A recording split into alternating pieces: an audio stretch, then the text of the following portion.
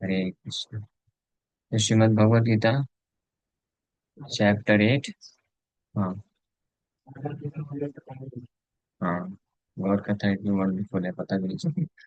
Text 25 तक हम लोग लास्ट टाइम चर्चा किए थे। इस अध्याय में भगवान फाइनली टेक्स्ट 24 एंड 25 में भगवान बताए कि योगी जो होते हैं, योगी, है ना, योगी की बात कर रहे हैं। तो वो जो चूज कर सकते हैं the auspicious moment when to leave the body so that they may attain best destination. तो योगी लोग ऐसा डिसाइड कर सकते हैं। तो कौन कौन सा ऑस्पिशियस जो है टाइम होता है जहाँ पे शरीर छोड़ने से व्यक्ति को अच्छी गति मिलती है, और कौन कौन से ऐसे समय होते हैं जिसपे शरीर नहीं छोड़ना चाहिए। तो किस समय पे शरीर छोड़ना चाहिए? अग्निर्ज्योतिरअह शुक्ल षण्मास उत्तरायणम तत्र प्रयात गच्छन्ति ब्रह्म ब्रह्म विदो जना। Those who know the Supreme Brahman attain that Supreme by passing away from the world during the influence of the fiery god in the light at an auspicious moment of the day, during the fortnight of the waxing moon, or during the 6 months when the sun travels in the north. उत्तरायण। ये होते हैं auspicious situations हैं। और inauspicious कौन कौन से हैं? धूमो रात्रि तथा कृष्ण सन्मास दक्षिणायनम तत्र चांद्रमशम ज्योतिर्योगी प्राप्य निवर्तते। निवर्तते means he must come back, उसको वापस आना पड़ेगा इस दुखमय संसार में। So the mystic who passes away from this world during the smoke, the night, the fortnight of the waning moon, or the 6 months when the sun passes to the south, reaches the moon planet, but again comes back। हाँ, लेकिन ऐसा योगी है जो ये गलत समय decide कर लेता है शरीर छोड़ने के लिए। तो हालांकि चंद्र ग्रह को प्राप्त करता है उस समय के लिए, लेकिन वापस से फिर पृथ्वी में आना पड़ता है, जन्म लेना पड़ता है। तो ये हम लोग ऑलरेडी चर्चा कर चुके थे। नाउ नेक्स्ट इज शुक्ल कृष्णे गति ते जगता शाश्वते मते एकया यात्यनावृत्तिम अन्याया वर्तते पुनः। So according to Vedic opinion, there are two ways of passing from this world, one in light and one in darkness. When one passes in light, he does not come back, but when one passes in darkness, he returns to this miserable place. So, वैदिक शास्त्र के अनुसार ये भगवान कृष्ण अर्जुन को बता रहे कि वैदिक ओपिनियन जैसे ही, हाँ, हालांकि कृष्ण जो है ये सुप्रीम अथॉरिटी, वो परम भगवान है, but still lord Krishna is referring to वैदिक ओपिनियन। ये वैदिक ओपिनियन, सो इससे प्रूफ होता है कि वी शुड स्टिक टू वैदिक ओपिनियन। जो वैदिक ओपिनियन है यानी वेदों का जो मत है वही सार है, उसको हमको पकड़ के चलना चाहिए। इस सांसारिक लोगों के मत के अनुसार नहीं चलना चाहिए। सांसारिक लोगों के मत doesn't matter how how logical, how reasonable it may seem to us, कितना भी मीन्स लॉजिकल लगे, रिजनेबल लगे या साइंटिफिक लगे, वो सब जो है so called logical and reasonable होगा। एंड वैदिक ओपिनियन कोई फर्क नहीं पड़ता है कि मॉडर्न सिविलाइजेशन उसको एक्सेप्ट करे या ना करे, या उसको इलॉजिकल माने, अनरिजनेबल माने, इट डजेंट मैटर। बट वैदिक ओपिनियन जो है हमेशा सर्वश्रेष्ठ है। बट ये पॉइंट बहुत इंपॉर्टेंट है कि वैदिक ओपिनियंस, वैदिक प्रिंसिपल्स आर नेवर इलॉजिकल और अनरिजनेबल। ये कभी लॉजिकल और अनरिजनेबल नहीं होते हैं। ये केवल और केवल हमारी समझ की कमी है। We are unable to understand, हम कुछ जो प्रिंसिपल, वैदिक प्रिंसिपल्स हैं, हम उसको समझ नहीं पा रहे हैं। ये आधुनिक समाज में जो है हौच पौच होने के कारण हो सकता है कि हम नहीं समझ पाए कि वैदिक प्रिंसिपल्स बहुत ही लॉजिकल है, रिजनेबल है, साइंटिफिक है एंड प्रॉपर है और हेल्पफुल है सोसाइटी के लिए। लेकिन उससे फर्क नहीं पड़ता है। जिनको फेथ है दे शुड फॉलो इट, उसको फॉलो करेंगे तो निश्चित रूप में वो उसका लाभ उठा करके अपने जीवन में प्रोग्रेस कर सकते हैं। Otherwise one is ruined in this life also as well as in the next life. ये भगवान कृष्ण बोलते हैं, भगवान बोलते हैं, अ, यह शास्त्र विधि मुत्सृज्य, शास्त्र विधि मुत्सृज्य वर्तते काम कारता, 16 chapter text 23 Lord Krishna says, यह शास्त्र विधि मुत्सृज्य वर्तते काम कारता, न स सिद्धिम अवाप्नोति न सुखम न पराम गति। He who disregards scriptural injunctions, जो व्यक्ति शास्त्र की विधियों का उल्लंघन करता है, and acts according to his own whims, अपने ही मन के अनुसार कार्य करता है, अपने मन को जो सूट करे, हाँ ये मुझे लॉजिकल लगता है, ये मुझे रिजनेबल लगता है, ये मेरे हिसाब से सही है, तो मैं इसको फॉलो करूंगा, और शास्त्र के इंजंक्शन ये फॉलो नहीं करूंगा जो मुझे सही नहीं लगते। और इस प्रकार से acts according to his own whims attains neither perfection और happiness not the supreme destination, तो उसको ना तो सिद्धि मिलने वाली है, ना तो वो सुख मिलेगा। So, ना तो इस जीवन में, ना तो अगले जीवन में। और ऐसे कई लोग होते हैं, जो जस्ट अपने आप को बहुत ही लिबरल माइंडेड समझते हैं, और वो अलग अलग प्रकार के ओपिनियंस को जानना चाहते हैं, पर्सपेक्टिव, डिफरेंट पर्सपेक्टिव लेना चाहते हैं। और ऐसे लोग आते हैं, वो लोग कई लोगों के पास जाएंगे, वैदिक ओपिनियंस को भी सुनने सुनते हैं, उसके ऊपर भी डिस्कशन करते हैं, और फिर नॉन वैदिक ओपिनियंस के ऊपर भी डिस्कशन करते हैं, और फिर जहाँ पे जो जमता है वहां पे ले लेते हैं। हाँ, ये कोई शॉपिंग मॉल थोड़ी ना, ये आप शॉपिंग करने गए और आपको जम रहा है, हाँ ये मेरे हिसाब से जम रहा है, इसको लूंगा, ये नहीं जम रहा है, इसको नहीं लूंगा। It's not like that, you cannot reject. ये जो वैदिक इंजंक्शंस हैं, these are meant for our purification, reformation, and for our cure. ये हमारे ट्रीटमेंट के लिए है ना, हमारे हमारे सुधार के लिए, रिफॉर्मेशन के लिए है। हाँ, तो जस्ट लाइक आप हॉस्पिटल जाते हैं, आप डॉक्टर के पास जाते हैं, तो डॉक्टर आपको ट्रीटमेंट्स बताता है कि ऐसे ऐसे आपको करना है, तो वहाँ पे आप चूज नहीं कर सकते हैं, वहाँ पे आप ये नहीं बोलेंगे कि डॉक्टर साहब लेट अस डिस्कस, मैं आपका पर्सपेक्टिव जानना चाहता हूँ कि आपका क्या पर्सपेक्टिव है, आपका क्या ओपिनियन है। ऐसा कोई बोलता है? डॉक्टर बोलेगा टाटा बाय बाय, जाओ, ओपिनियन लेना है बाहर जाओ, इधर आपको ये डिजीज है, ये ट्रीटमेंट दे रहा हूँ, ले चुपचाप ले लो, अगर चाहते हो अपनी बीमारी को दूर करना। तो वहां पे लिबरल माइंडेड बनेगा कोई? सो कॉल्ड लिबरल माइंडेडनेस, इसने जो है समाज को खराब कर दिया है। हाँ, कि हमारा हमारा मानना ऐसा है, हमारा मानना ऐसा है, इसलिए हम ऐसा करेंगे। शास्त्र में जो बताया गया है, अगर वो हमारे ओपिनियन से हमको सूट करेगा, तो विल फॉलो इट, और अगर हमको सूट नहीं कर रहा है, will not follow it. Simple सी बात। ऐसा कुछ लोग करते हैं, इसलिए कुछ कुछ चीजें वो फॉलो करने के लिए तैयार रहते हैं, बट बाकी चीजें फिर फॉलो नहीं करते, जस्ट लाइक, हाँ, हाँ ठीक है, आपका ये कीर्तन करते हैं बहुत अच्छा लगता है, हमको भी पसंद आता है, आप अच्छा प्रसाद खिलाते हैं वो भी अच्छा लगता है, शूट करते हैं हमको।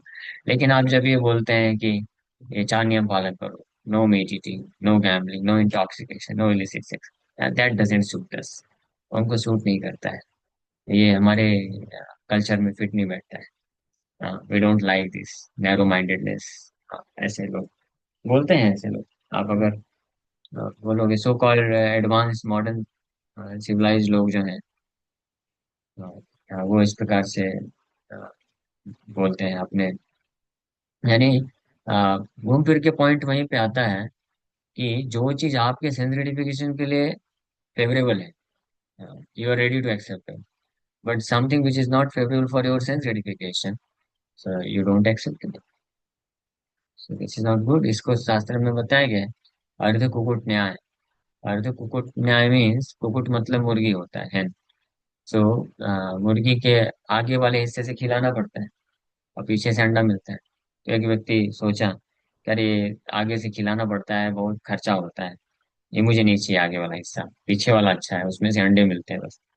तो उसको काट करके आगे वाला फेंक दिया, अब पीछे वाला ले लिया। हाँ, तो बताइए कितना सक्सेसफुल होगा ये? होगा? कुछ सक्सेसफुल नहीं होगा। उसी प्रकार से, if you want to progress in life, अगर हम वास्तविक रूप में प्रगति करना चाहते हैं स्पेशल लाइफ में, specially if you want to progress, so we should accept everything as it is, हमको सब कुछ एक्सेप्ट करना चाहिए, एटलीस्ट एक्सेप्ट तो सब कुछ करना चाहिए। अब ये हो सकता है कि हम फॉर द टाइम बिंग, या हमारे प्रेजेंट सिचुएशन में हम सब कुछ फॉलो नहीं कर पा रहे हैं कुछ कारण से, ऐसी ऐसी बात हो सकती है। तो उसके लिए हम फिर प्रयास करते हैं। हाँ, हम उसको ट्राई करते हैं। और इसमें ठीक है, इसमें फ्लेक्सिबिलिटी है कि यू कैन टेक टाइम कि कैसे आप एडजस्ट करना चाहते हो इन प्रिंसिपल्स को फुली फॉलो करने के लिए। बट कुछ प्रिंसिपल्स ऐसे हैं, we must follow it strictly या एंड इमीडिएटली। अगर हम प्रोग्रेस करना चाहते हैं, कुछ प्रिंसिपल्स ऐसे रहेंगे। जैसे डॉक्टर कुछ ट्रीटमेंट देगा या दवाई देगा, तो बोलेगा कि ये तो आपको मस्ट लेना ही है, लेकिन ये जो है, अगर आप इसको नहीं ले सकते हैं तो ठीक है, दूसरा अल्टरनेटिव है। या इसको अगर आप अभी नहीं ले सकते हैं तो ठीक है, इसको मैं एक हफ्ते बाद दे दूंगा ये ट्रीटमेंट। ऐसा कुछ हो सकता है। तो इसी प्रकार से वैदिक प्रिंसिपल्स कुछ हैं जो तो हमको फॉलो करना ही है immediately and strictly. We can not avoid it, just like जो पाप वाले काम है, वो तो हमको इमीडिएटली छोड़ना चाहिए। बट कुछ चीजें हैं जैसे कि अटैचमेंट्स आ सकती है। अभी मुझे, मेरी इच्छा है कि मैं इस संसार में और पैसे कमाऊं, कुछ करूं, तो हम बिना पाप किए, ठीक है, अलाउड है, ठीक है, आप करो। हाँ, कोई दिक्कत नहीं है। आपको किसी को इच्छा है कि मैं थोड़ा और आगे बढ़ूं, भौतिक जीवन में भी आगे बढ़ूं, तो देयर इज नो हार्म कि आप मटेरियल लाइफ में आप आगे बढ़ना चाहते हैं, तो कोई गलत, कोई उसमें दिक्कत नहीं है। दिक्कत है बट इमीडिएटली ठीक है, ये एक्सपेक्ट नहीं किया जा सकता है कि आप पूरा मटेरियल लाइफ छोड़ दीजिए, केवल स्पिरिचुअल लाइफ में लग जाइए। But in the name of your material advancement, you cannot go on committing sinful activities and at the same time expect that I can advance in spiritual life. ये नहीं किया जा सकता, वो फिर गड़बड़ हो जाएगा। तो ये ध्यान रखना चाहिए कि स्क्रिप्चर इंजंक्शंस जो हैं, वी शुड नेवर डिसएग्री और डिस्कार्ड नहीं करना चाहिए। हम अगर उसको समझ नहीं पा रहे हैं, अगर हमको नहीं समझ में आ रहा है, so that is our fault.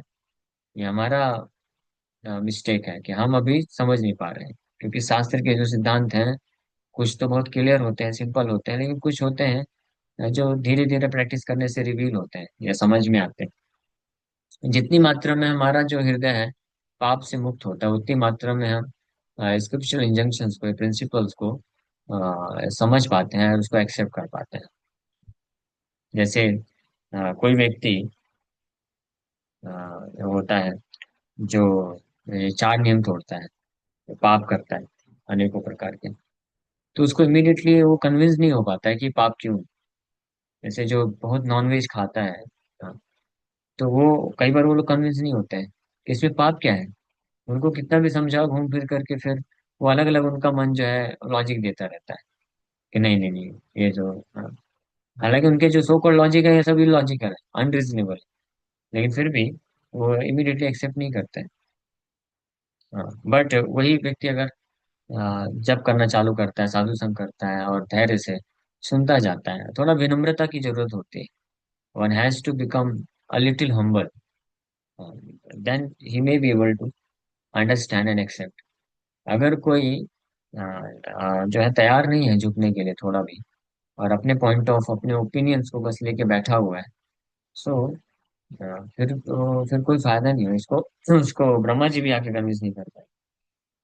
हाँ, हमारे गुरु महाराज बोलते थे, मैं तो क्या बहुत स्ट्रेट फॉरवर्ड और स्ट्रांगली बोल देता हूँ, मुझे सुधारना है थोड़ा। बट हमारे गुरु महाराज बड़े प्रेम से बोलते थे, यही चीज बोलते थे लेकिन बड़े प्रेम से बोलते थे कि आज के जो यंगर जनरेशन है, नए युवा भक्त लोग हैं, हाँ, उनका वजन तो 50 किलो होता है, लेकिन उनके अहंकार का वजन 100 किलो होता है। हाँ, क्योंकि वो एक्सेप्ट नहीं करते हैं। उनको अगर बोला जाए कि ऐसे ऐसे करो, ऐसे मत करो, तो सब में क्वेश्चन मार्क करेंगे। क्वेश्चन पूछना इट्स दैट्स गुड, इंक्वायरी करना, inquiry and asking question is sign of intelligence. But that does not mean that for everything you just keep asking the question without following it. Then what is the use? Uh, आप अगर कोई school college में भी आप पढ़ाई करेंगे, तो अगर टीचर ने कुछ भी बताया, आप हर चीज में जा करके केवल जो है चैलेंज करेंगे और उसकी बात नहीं समझेंगे, तो फिर वो कैसे प्रोग्रेस करेंगे। सो क्वेश्चन पूछना गलत नहीं है, but that asking of question, वो चैलेंजिंग नहीं होना चाहिए, वो काउंटर करने के लिए नहीं होना चाहिए।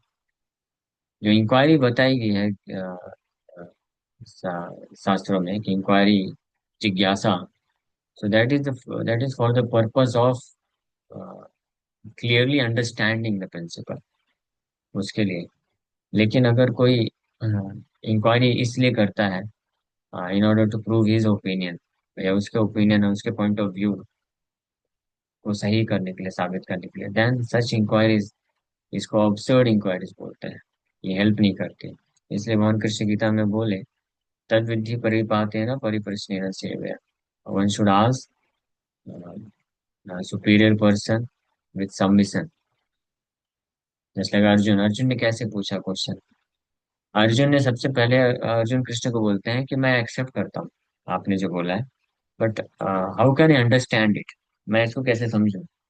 कथम अहम विजानीयाम, कि जब भगवान ने बोला कि यही ज्ञान गीता का मैंने विवस्वान को दिया था, अ, तो अर्जुन ने प्रश्न पूछा कि भगवान, आई एक्सेप्ट इट, हाँ, लेकिन मेरा एक डाउट है कि आप और हम एक ही उम्र के हैं, तो मैं कैसे समझूं कि आपने यही ज्ञान विवस्वान को दिया था। यानी आपने दिया था, मैं एक्सेप्ट करता हूँ, आप झूठ नहीं बोलोगे, मुझे पूरा विश्वास है, लेकिन मैं इसको समझ नहीं पा रहा, मुझे समझाइए। हाँ, this is the way how one should inquire. और अर्जुन मान लो ऐसे बोल देते हैं, क्या भगवान कुछ भी बोल रहे हो आप, हाँ, आप भी मेरे उम्र के हो और आप बोलते हो विवस्वान को जाके दिया था, 12 करोड़ साल पहले ज्ञान दिया है, ये सब संभव ही नहीं, पॉसिबल नहीं, कुछ भी बोलते रहते हैं, इलॉजिकल। ऐसे अर्जुन ने नहीं बोला। लेकिन आज के जो यंगर जनरेशन है, दे चैलेंज लाइक दिस, इसी प्रकार से चैलेंज करते हैं। सो चैलेंजिंग स्पिरिट जो है वो हेल्प नहीं करता। तो ये शास्त्र विधि मुत्सृज्य वर्तते काम कारता, एनीवे। सो ये दो ओपिनियन है। तो अकॉर्डिंग टू वैदिक ओपिनियन, कृष्ण जो रेफर कर रहे हैं, वैदिक ओपिनियन सर्वश्रेष्ठ opinion, always remember, we can not go against Vedic opinion for the time being. अगर ऐसा होता है कि हम वैदिक ओपिनियन समझ नहीं पा रहे हैं, तो still we should accept and follow. और कुछ कुछ जो वैदिक इंजंक्शंस है ना, या ओपिनियन है, उसका उसका कोई लॉजिक नहीं लेने देखना चाहिए। हर चीज का लॉजिक या रीजन जो है नहीं होता है। कुछ चीजें होती हैं अथॉरिटेटिव होती हैं, समझ पा रहे हैं, वो हर जगह है। जैसे बच्चे होते हैं, छोटे बच्चे होते हैं, माँ बाप कुछ चीजों को फॉलो करने के लिए तो बता सकते हैं कि ये इसलिए फॉलो करना है। लेकिन किसी कोई कोई चीजें ऐसी होंगी जिन माँ बाप को बोलना पड़ेगा कि तुमको ऐसे करना ही है, और बच्चे पूछे क्यों करूँ क्यों करूँ, but there is no logic और reason, you must follow it. ऐसे भी होता है ना कभी कभी कि, तो लेकिन बच्चों को फेथ रहना चाहिए ना कि हाँ, अगर माँ बाप बोल रहे हैं तो मुझे फॉलो करना चाहिए उसको, उसके पीछे कुछ मेरा हित ही है। तो इसी प्रकार से वैदिक इंजंक्शन में जो है, सब लॉजिकल, रीजनेबल और साइंटिफिक है, there is no doubt about it. But still some of the injunctions जो होते हैं, वो उसका लॉजिक या साइंस साइंस जो है, वो इजिली हम समझ नहीं सकते हैं, या उसको आज जिस प्रकार से हम एक्सपेक्ट करते हैं उस प्रकार से समझाया नहीं जा सकता है। उसको बस हमको एक्सेप्ट करना होता है। वैदिक अथॉरिटी जो है एब्सोल्यूट अथॉरिटी है, नोबडी कैन डिनाई इट। जैसे प्रभुपाद जी खुद एक एग्जांपल देते हैं कि काउ डंग, गाय का गोबर, वो गाय का मल है। तो एक वैदिक इंजंक्शन है जिसमें बताया गया है कि अगर हम किसी भी पशु का, किसी भी जीव का मल को स्पर्श करते हैं, तो we should immediately take bath, कपड़े के साथ, सब इम्प्योर हो जाए। अब आप सोचिए, आजकल लोग they pass stool and then they don't even take bath, that is impure, contaminated state हो जाता है। तो वैदिक इंजंक्शन है कि किसी भी पशु का अगर हमने मल स्पर्श कर दिया तो हमको स्नान करना चाहिए। लेकिन वही गाय का जो मल है, जिसको गोबर बोलते हैं, मल नहीं, गोबर, गाय का गोबर इतना पवित्र माना गया है कि उसका इस्तेमाल भगवान की पूजा के लिए किया जाता है। अब इसमें कोई आर्गुमेंट करेगा, बताओ इसके पीछे क्या लॉजिक है। एक तरफ तो आप बोलते हो कि किसी पशु का मल छूने से इम्प्योर हो जाते हैं, दूसरी तरफ बोलते हैं कि गाय का गोबर का इस्तेमाल कर सकते हैं भगवान की पूजा में। अब इसके पीछे क्या लॉजिक है, इसके पीछे बस यही बोला जा सकता है, दिस इज वेदिक इंजंक्शन, ये वेदिक अथॉरिटी बोलते हैं, तो वी शुड फॉलो इट। उसी प्रकार से जो है हड्डी, अगर हड्डी को स्पर्श कर दिया तो भी अपवित्र हो जाते हैं। लेकिन वही एक जीव के हड्डी से बना शंख जो है भगवान के ऑल्टर में बजाते हैं, वो भी हड्डी ही है ना। तो फिर कैसे समझेंगे इसको। हाँ, वो शेल है ना किसी जीव का। तो इसलिए वैदिक इंजंक्शन फॉलो करना वो भगवान खुद यहाँ पे रिकमेंड कर रहे हैं, और केवल एक जगह नहीं, ये ब्रह्म सूत्र पदस्य। हाँ। और ऐसे एक दो तीन जगह भगवान बोले हैं कि अर्जुन, ये मैं नहीं बोल रहा हूँ, ये वैदिक ओपिनियन है, या ये महाजनों ने बोला है। कृष्णा इज द सुप्रीम महाजन। कृष्ण से बड़ा महाजन कौन होगा। और सारे वैदिक जो नॉलेज है वो सब कृष्ण से है। बट स्टिल कृष्णा जो है वैदिक ओपिनियन को एब्सोल्यूट रख रहे हैं। कृष्ण बोल रहे हैं कि वैदिक ओपिनियन के अनुसार दो प्रकार से व्यक्ति इस संसार को छोड़ सकता है।